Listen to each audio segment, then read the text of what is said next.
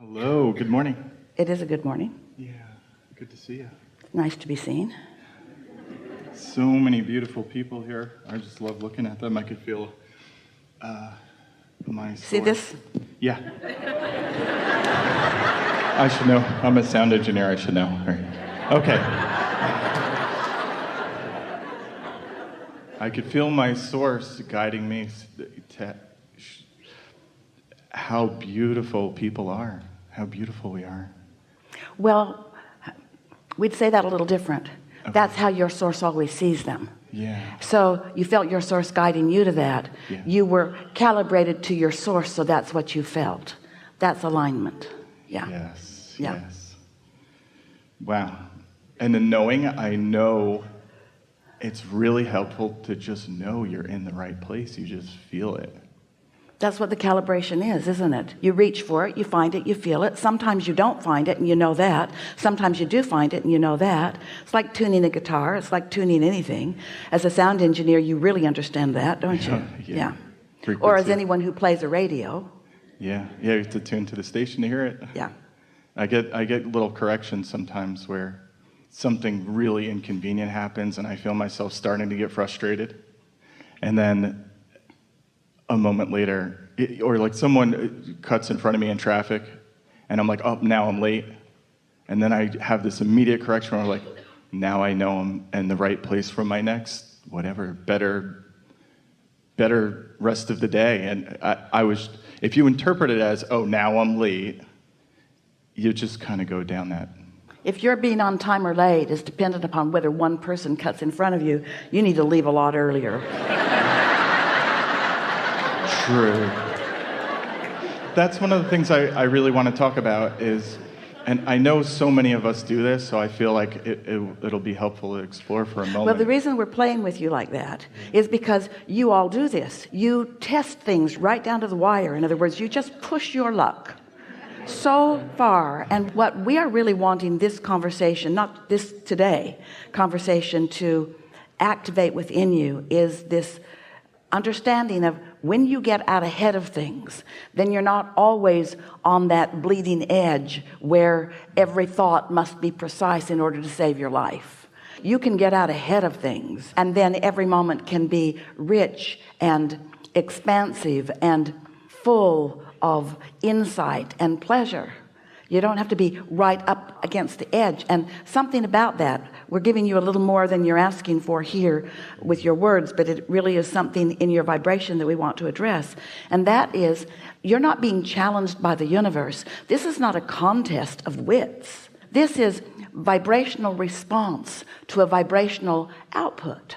And when your output is happening accidentally or by default, then you kind of get pot luck. It's sort of a crapshoot what comes back to you.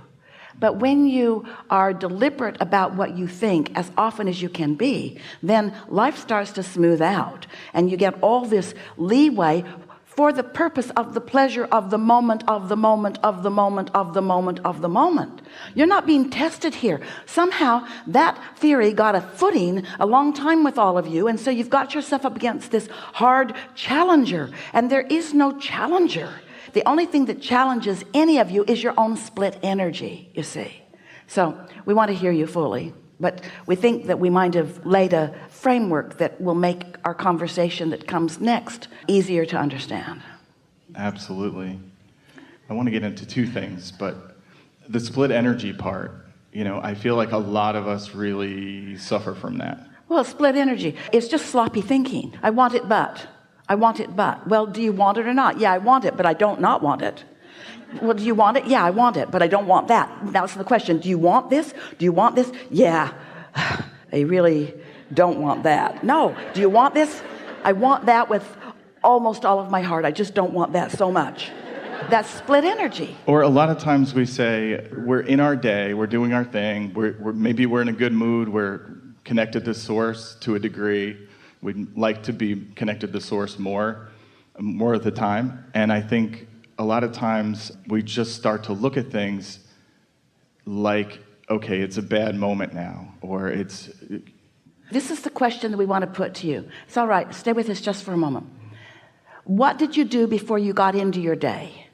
If you wait until you're into your day before you do any of your thinking about where you are, now you're doing a lot of knee-jerk responding to what's going on. And so the day sort of has its way with you. But if you have pre-paved it, if you have calibrated your vibration ahead of time, if you've meditated and come into your source energy, if you have segment intended, if you have established how you feel, in other words, if you have established that you feel good about life and that you're eager about life and that, as you said, you love humanity around you, and you go out into your day, do you know that much of a pre-paving that you did while you were sitting there under the influence of your inner being, as you say, if you've done that much, a driver won't cut you off. We want to talk about this just a little bit, and then we will hear you fully. So have you heard us talking about the concept of segment intending? When Jerry and Esther began with us way back, the first 4 recordings were, the first one was, because Jerry was asking the question, are there laws of the universe? Abraham, give me the nitty-gritty. What is it that I most need to know in order to be in control of my own life experience? So we gave him 4 subjects. The first was the law of attraction, and we explained how attraction works. The second we called the law of deliberate creation. Not so much a law as it is a technique or a practice. Esther interpreted it as the word law because she could feel how serious we were about it. So it felt bigger than a practice. It felt like a law. So that's what this first recording said. The law of attraction, the law of deliberate creation, and the law of allowing. We talked her into changing that to the art of allowing. The art of allowing. The art of syncing up with what you really want. And the fourth was segment intending. That's how far back this subject of segment intending goes. So what segment intending, the way Esther received it from us in those days, was holding your own intentions for the segment that you are moving into. Recognizing that the segment just changed. I just got into my car, so it's a different segment. Or I just answered the telephone, so it's a different segment. Or. So what is it I want from this segment? It was a focusing technique. So through the years, Esther saw this segment intending, this focusing technique. She saw it as the way she would control the segment. Not quite what we meant, but it's the way it felt to her when she would do her segment intending. She would sit in her car and she would think to herself, I want to have smooth transfer, and I want to be safe, and I want to encounter other nice drivers. Esther's interpretation of that was, I'm going to change what's going on in this segment to please me. Well, now that was not wrong. That's the way she interpreted it. But today we're putting another nuance on it, that as you settle into this, you will feel the power of it. Now, Esther's vision, as we project segment intending, she sees herself in the segment before the segment, preparing herself because she understands that it's attraction, attraction, attraction. So she says things to herself like, I'm so in love with life, and I am such a blessed person, and I'm so eager about life, and I love interaction with others. And she's using all these feeling words. I feel stable, and I feel secure, and I feel full and fun. And so she's isolating those feelings through thought, and then it's like creating an atmosphere around her, like a bubble. And now this Esther bubble is now moving out into the world, and only what matches the bubble can be her experience. She's not controlling the other things out there. People aren't shaping up all over the world just because she's marching through the airport. She's just not rendezvousing with those that are marching to the beat of a different drummer. She's just attracting those that match her bubble, you see. So that's why we like so much the first 2 things you said to us, as you were acknowledging how you feel about the people in this room, and then you acknowledge the driver that would cut you off. Those 2 things don't go together. You see what we're getting at? Yes. Yeah. So I had so many questions, and what I realized by listening to you and feeling my inner being, listening to my inner being, was that I haven't been doing the meditation part. I'm doing a lot of the rest of the part.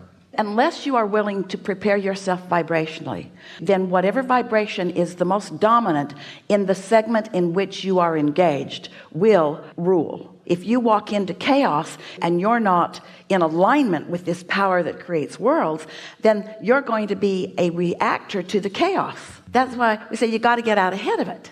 You can't just stumble into it. Esther wrote a word this morning as she was doing her segment intending. And the word surprised her as she wrote it because she had not written it before.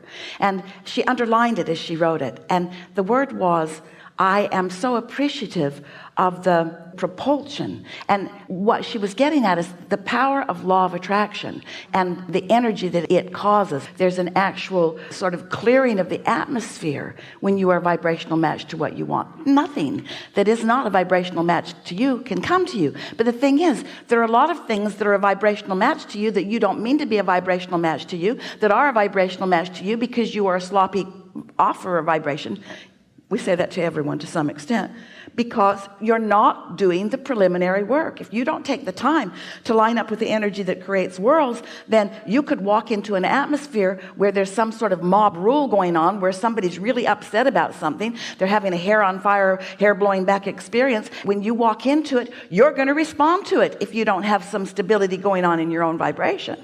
That's what's going on all around your world today. People are just reacting to each other and pointing at each other for the reason that they feel so bad.